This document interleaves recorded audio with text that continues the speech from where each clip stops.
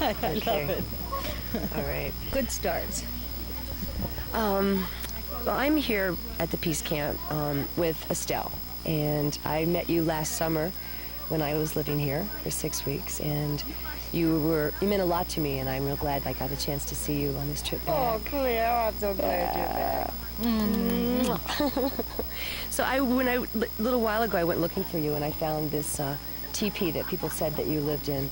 Tell me about that teepee. Well, the teepee, sadly, I haven't really lived in it, and we've just gotten it up, and we know so much more about teepees than we did before. But it's really not. The lodge poles are not big enough. It isn't as beautiful as it should be. Mm-hmm. But somebody's planning to live in it this winter if I don't, and that's really exciting. I think the most exciting thing about the teepee is that it's a circle, and then it's endless energy. And I think just putting it up, just getting the poles up was like such an exciting, almost spiritual kind of happening. We had somebody bless the earth. An Indian woman did the most magnificent job of making it a really special place and invoking all the four corners of the earth and the animals from all the different corners of the earth. And it was, we do this circle, and we do 4 circles, and we became the animals, the animal spirits that she was calling on to give it more meaning. It was really exciting. So the teepee right now is going to be used for some workshops over this weekend, and maybe as things keep happening. But somebody is planning to live in it this winter. Right. I'm sad it's not going to be me. Yeah. Well, I remember the last weekend I was here in '83, it was Labor Day weekend, and I remember talking with you, in fact, right out here by the house, about from living here at the Peace Camp, you had thought a lot about living on the land. And so tell me what happened last winter with you. I had the most wonderful opportunity. A friend offered me 65 acres to live on. So this teepee thing got really set in my head that I had to learn to live that way. I really wanted to learn and maybe recapture some old knowledge, some of the past secrets. I don't know, just getting closer to the land and to nature, becoming more part of the whole, feeling the interconnectedness between all the living things. So somebody offered me the land, and I found the teepee maker, and I went out to the land and I started living on it, cutting down the trees that I needed for the lodge poles and clearing land, and it was wonderful. It was really, really wonderful. The deer came and nibbled at the saplings that I was, cleaning for lodge poles, and the pheasant were sharing land, and they started initially they were real wary and stuff, but after a while it got so that when they came in at dusk, they would fly and brush my face with their wings. It was magnificent. What happened was that last summer there's so much stimulation, you're absorbing so much information, so many feelings. It was like, now you have to go and digest it. I think it's real important to get away, to do a lot of thinking. I think you need to be alone. I think that's one of the things that women have not granted themselves, is the right to privacy, to time alone. It's a really important spiritual growing time, and something that we really all need. I was real lucky because I was able to do it very close to where I was working.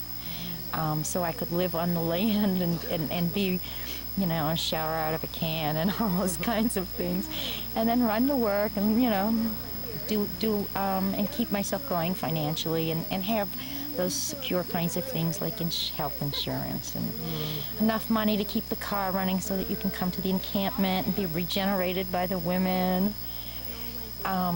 Unfortunately, the building codes people decided that you cannot live in a teepee. But I said, but I have been living in a tent for months. And I ended up staying out there until December. And I did a lot of learning and a lot of creating, finding harmony within myself. And I think that one of the big things about peace work and becoming nonviolent is reaching that stage of patience with yourself, of understanding. There's so little I understand, Claire, you know, it's really, but I felt really good. And I stayed out until wintertime. It was so exciting, you know, to find survival is so easy in some ways. But it also brings then to mind how tenacious a hold we do or don't have on this earth, so that it has made me much stronger as far as knowing I have to do what I'm doing, activating for peace. That's, you know, some of us have to keep working so that we can keep doing it, but that's got to be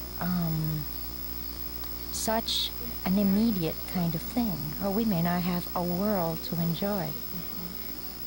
So, yeah, it's hard to think of, but spiritually I think that we have to have hope. All our past generations have had hope for the future generations. And I think if we believe that enough, we will find ways to create a possibility for a future. And I want to live. You know, I've had these wonderful conversations with kids. The town's young people were up at the fence one night just recently, and we were circling and singing, and a couple of the boys got real energetic and started riding their bikes around the circle and really spitting some. It was, you know, they found that real empowering. So we changed the circle and we faced out and we I think maybe confronted them with, hey, we're real human beings, you know, we're standing here and we really don't necessarily like what you're doing, but we're going to be real gentle about how we handle this. So then we began to snake around so that it was, you know, we were just a little bit less of a target. And we sang, and then we began to sing to them. Children come and join our circle forming. Tears we shed, laughter sharing, celebrate our strength. And some things did begin to happen. They kind of stayed back a little bit. And then we started, somebody came up with a radio. And so it was a good opportunity to talk about breakdancing, which some of them were obviously into, and to ask for some instructions. And then that kind of broke the ice. There was still a lot of animosity. Things like they believe that we're not clean, you know. Mm-hmm. We don't take showers, and we don't shave, which is, you know, really horrible kinds of things. But we got to talking, and apparently in the schools, some of the information that was put together last fall, they were familiar with. And their thing, some of the children were saying, well, there's no hope, you know, I just hope we die fast. And I think that we have to keep remembering, we don't want to die, we want to live. And that hope, we have to have hope. We have to believe that we can do this, that we can change people. It's only one Earth. That's right. You told me earlier about a wonderful story about some young men. Could you tell me about that again? It's real. It feels so good this year to meet some of the people who last year were antagonists. Pam and I had gone out to do some errands. We were coming back from Geneva. We were going to stop to pick up some hay. All right, we have a fairly small truck, and we were picking up a number of bales of hay. So there were these two young men, and we had to have this whole consensus decision as to whether or not we should pick up hitchhikers as part of our obligation as you know, community residents, you know. These might be our kids, you know, somebody would pick them up. So we pick up these two young men. We said, well, we're going as far as the encampment. Is that okay? They say, oh, yeah, that's okay. So we say, well, first we have to stop and get this hay. They say, all right. So we go, and as we come into the farm, the family is gone, and they've left this one 10-year-old kid to put the hay on the truck. The hay has to be dropped out of the barn and to the ground and then lifted up into the truck. So one of the guys jump out of the truck, and one of them comes over and says, you know, I used to work here, and we'll load the truck up for you. And then he says, you know, I'm the asshole who hung his bare ass out the window all those times last summer. Wow. So they load the truck up, and it's this real unstable mound of, stacked up. And the two guys get up there, hold the mound on. We proceed to drive down here, and they're in a real precarious position, hanging onto the hay to keep from falling off the truck.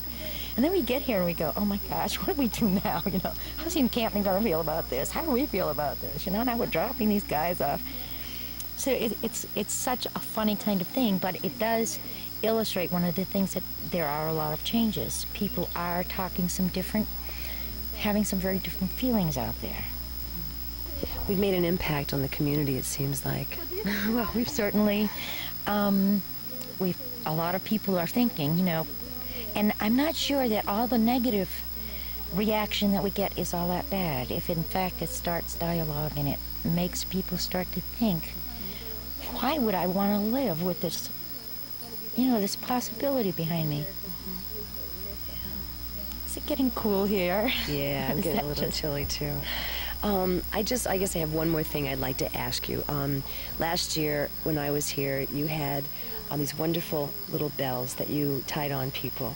Oh, and have you lost your bell? My bell dissolved in January and fell off my arm. Could I have another? Could you tell me what it is that you tell people when you put it on? Always, never without saying. This bell rings on a green thread of hope that all of the children sleeping in the night shall never have to awaken to death by a blinding flash of light. Powerful little bell. Keep them ringing.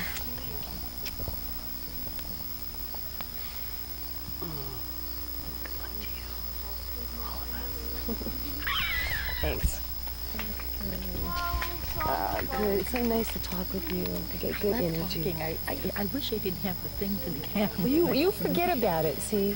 You forget about it and you just go. Okay. Yeah. I never can find the words. It's like all of a sudden I can never talk with grown-ups before. With children. That's the first, and the second. Michelle sings the song. She says, "Who are the witches? Where do they come from? Maybe my great-great-grandmother is one. Witches are wise, while women, they say, there's a lot of witch in every woman today." Right. Yes, but she insists. I think she knows. She came and she connected very definitely, and she identifies with all the witches. That's wonderful. So she's saying this all the way to the bus today? Yeah, only it's not, who are the witches, where do they come from? Maybe your great-great-grandmother was one. Her version is, maybe my great-great-grandmother is one. She's sure. And we tried to tell her, repeatedly, no, this is the way the song goes. Maybe my great-great-grandmother is one. And I think she's going to wipe out those words. She's gonna say, and believe me, I know my grandmother is one. Did she stay on the land here with you? Yes, she did. For a while? She was. Ooh, it was such a trip. That? Both my daughter and the two grandchildren were here. All right. How'd your daughter feel about it? She recognized the lesbian in all women. Did she? Yeah. Yeah, she said she really could understand and identified and felt that, that maybe it was just that everybody had not heard the word or hadn't had a chance or an opportunity to be with women so that they would know all the parts of themselves that are. Yeah, it's really wonderful. That was a nice experience for you. Oh, it's beautiful to be able to share so many things with her. Mm-hmm. All right. Thanks again. Thank you. All right. Doing cutaways now? You can do close-ups now if you want to. Oh, absolutely. Do our come on, little Peace Street Theater. Where are the brooms? Mary, were you here when we did the military spoof? No, actually. That was so dynamite. We had these great uniforms, dark glasses, and our dykey booties. And brooms instead of guns. Huh? I think we wear them all the time. Yeah.